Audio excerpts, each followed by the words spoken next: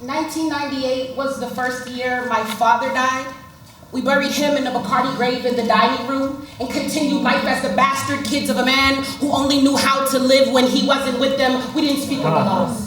But whenever we did catch him living, it was a clear reminder of everything his children had cost him. By the second time I watched my dad die in 2005, I kind of knew I had lost him. He gave us life, but seemed to lose his light whenever we saw him. I wanted to tell him that he had no business starting a family when he really didn't want to be bothered, but he was too busy dying not to be there and to give a damn about being a father. I got to know his shadow better than him.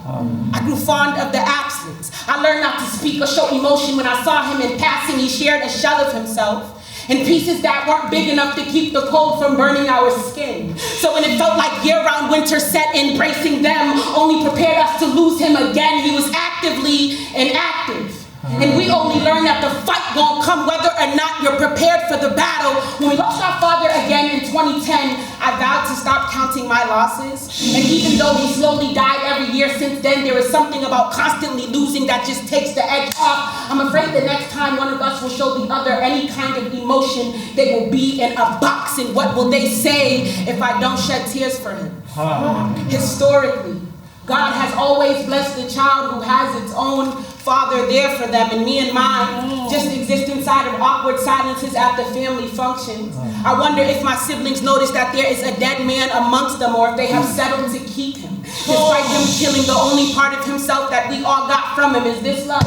They say if you love something, you should learn to live without it. So I guess that makes my father my favorite thing. I guess that makes me his pride and joy. And ain't that just what I always wanted? To be loved to death? What he left was a measure of love we couldn't imagine. And though we couldn't quite grasp it, it was always there for the taking. If you learned how to kill enough of yourself to gain access, my father taught his children how to kill their own spirits. And look at how my brother has mastered the talent, and how my sister has accepted the challenge. And now we are forced to attend frequent funerals for people who are going through life, living through different stages of passing. When my nephews and my new niece laugh, I mourn for the parts of their smiles that they don't even know yet. And what can I teach them when the only thing that I have learned in all of these years is how to die to avoid getting to know them? Who would I be if I wasn't my father's best kept secret? It's starting to feel like none of his children were supposed to live longer than he did, like our very survival is treason, and we have betrayed our father for the last time.